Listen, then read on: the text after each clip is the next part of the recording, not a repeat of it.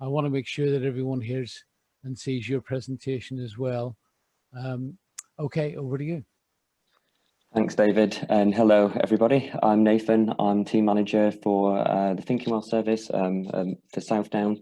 The service is run in partnership with Sussex Partnership Foundation Trust. And I'm going to give my apologies because on the version I submitted to Rebecca, I didn't add the SPFT logo to the template, which is not a good example of partnership working. So apologies there.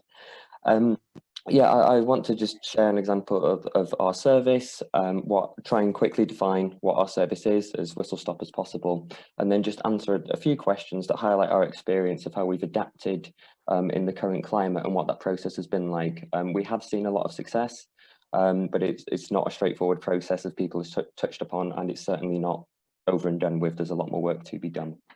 So what is Thinking Well? We're a group-based service that support people to manage their emotional intensity, and we're commissioned to work with the highest costing service users across East Sussex. So think people that have regular A&E attendances, hospital admissions, frequently struggle with suicidal ideation. We are there to offer a group-based service to support people to better manage their emotional intensity. And our focus is on supporting members to develop skills to manage this and to offer a reparative experience in a safe group-based environment by creating a sense of safety and gradually offering agency through working in collaboration and empowering our members. The service model is not one-to-one based in any way. We focus on being mindful of attachment, and we're transparent with members about this process. We want members to become attached to our service and not to individual members of the team, and we explain the rationale behind that process and get our members to kind of sign up to that thinking with us. And we aim to work closely with other services, which is why we're all here today. And I can't stress enough how crucial working closely with other services is, because if we didn't have the links we have established with other services and that we're continuing to build, we wouldn't have been able to achieve some of the things that we have that we're proud to share today. So what were the initial challenges? Well, our model was hit really hard by the initial lockdown, as we're entirely group-based. We have about 25 active members per area at any given time, and we work over 3 localities. So 3 different buildings that got shut down, all those buildings with a slightly different setup. And we didn't have a virtual model previously established. It was all about attending the building, working with us in that live environment. So we didn't have a virtual environment to default to. So it was very much a case of having to think on our feet and create one. And of course, because of this, we really value creating a sense of community and talk openly about connection and safety. And this is something that was really threatened by the pandemic, because people were losing something that was a predictable part of their routine, a predictable part of their care, and risking a sense of segregation, and in the sense of that sense of creating a therapeutic community and being part of a social experience with other people that have gone through incredibly challenging and traumatic experiences. So the first key question is how have we dealt with that process in terms of expectations and preferences? And we have a culture where we have as much honesty and transparency as possible, while of course being very mindful of boundaries and not wanting to jeopardize a kind of containing presence. And what I mean around this is we're transparent with the community about there needing to be a transitionary process. We've been honest about the challenges from our perspective as a team, and we've tried to look at it whilst being very mindful of the service itself. We've also tried to look at this being a shared human experience. Really, this pandemic is such an unprecedented thing, and thinking about how we kind of work together to ensure that our support can continue. Clear communication has been absolutely pivotal part of this, in terms of explaining why we've made certain decisions, such as initially going to a phone support model until we could get our virtual groups established online, which is what we have segued into. Developing and maintaining communication channels has been absolutely crucial in offering a sense of containment, and we've done that through things like a virtual newsletter, which we sent out to the community on a weekly basis, and through our virtual timetable, which gives us clear idea as possible of what groups are going to be offered on each week and how those groups can be accessed. A core point that's come up today already is how do we help people to cope with that transition and with digital disadvantage. So we offered technological support sessions with members, and this was a case of people that were very apprehensive, understandably, of going from in-person model to a virtual model,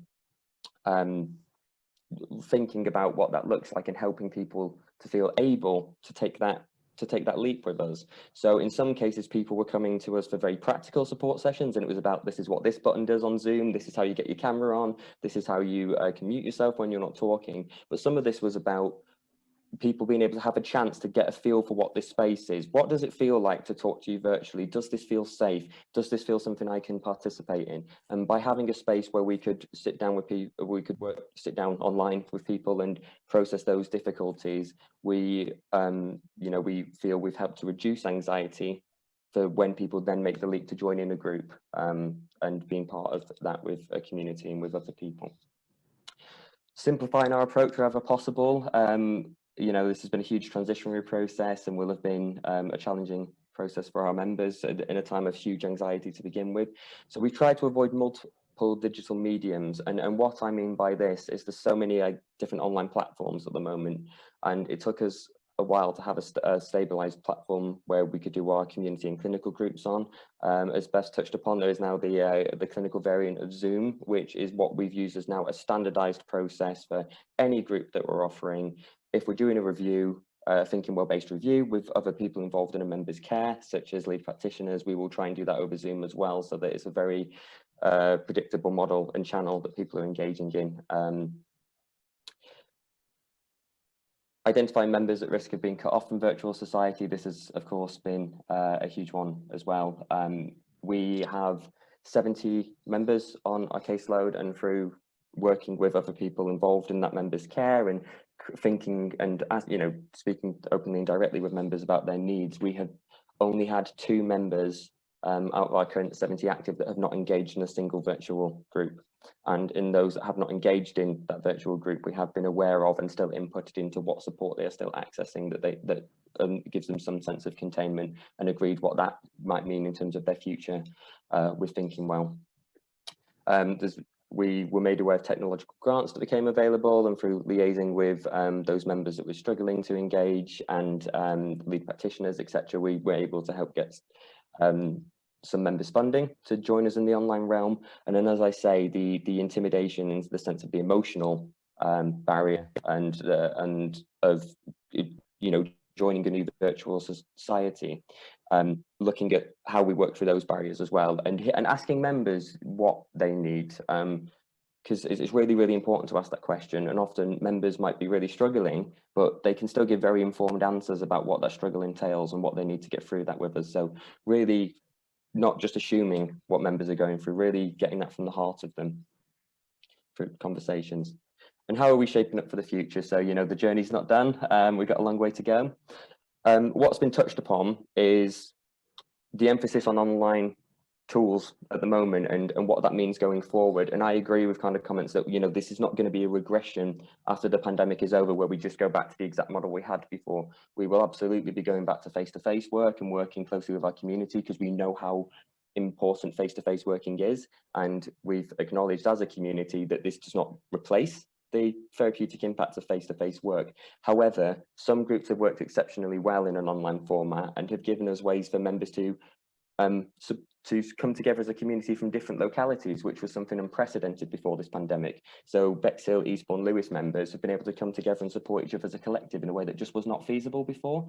And members have reported on how powerful that experience has been for them and how impressed they've been with that. So it's not about just going back to normal. It's thinking about what have we learned from this and what have we added to our toolkit that can continue to persist when we go back to more standard working, if you like. A key point, I think, for me about the virtual meetings is it's offered a new layer of graded exposure that we didn't previously have. So thinking about how difficult it can be for members with our diagnosis to form a secure attachment and experience a sense of safety with the service. It might feel absolutely terrifying coming and meeting a bunch of new strangers being part of a new service model in person straight away. So by having a virtual avenue where we can meet in a 2-to-1 session, for example, and get to know somebody, that might be the start of a therapeutic connection that makes it then feel safer to take that leap into joining our in-person community, and it offers different mediums for which to help people make that gradual leap. And in terms of new tools, 2 new tools that have been really good for us are the creation of webinars, which means, you know, if you miss Thinking Well 1 week now because of another commitment or because you've had a bad time, you can still catch up on that content. You can see what discussion took place. You can look at the homework and ask questions through our phone line if you want to get stuck into that exercise. We've also have a new tool called the Box, which is very similar to Dropbox, as the name would allude, and it has become a digital resource where we have a dedicated link for our members. And our members in their own time can access a lot of the material that we would go through in the groups and in person, or after the group has run. If you want to revisit that material in your own time, because most of our members only access us a day and a half a week, you still have a connection to Thinking Well this way. You can still look at that material and, you know, you can come back to us with questions. It really encourages that sense of agency in terms of what people can do outside of the service to keep working on their recovery, but with that option to still come back to us when they get stuck.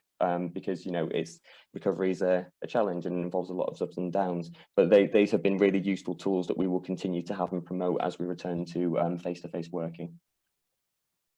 And managing expectations is absolutely crucial. And what I mean by this is it can be so tempting to, when offering reassurance, to give false promises, and it is such a trap in terms of like deadlines and dates and expectations. And when we've not known what a timeline looks like in terms of going back to buildings, in terms of when this pandemic will be truly done, we've been honest about that, and we've gone, you know, we don't know yet, and we've looked at a option of taking it a day at a time. We will convey information in terms of dates and clear expectations when we know we can uphold those, because we want to ensure that that sense of trust remains, and we want to be transparent about barriers. So when we've had barriers to access in the buildings for health and safety reasons, and for, you know, very important reasons for team well-being and safety of the entire community, we've been transparent about why there are those delays. And that doesn't mean dismissing frustration, it means acknowledging frustration, and that we recognize that this is a difficult process, but this is our rationale, this is why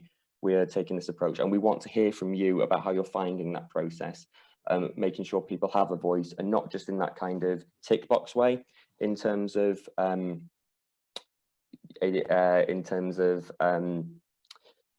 working kind of collaboratively with members, because it can feel sometimes that it's a bit of a gesture, and I think members really see through that, but really having member input at the heart of it, because members have been able to offer some really creative perspectives that I think if we were in our own team bubble, we wouldn't have maybe come to our own conclusion on.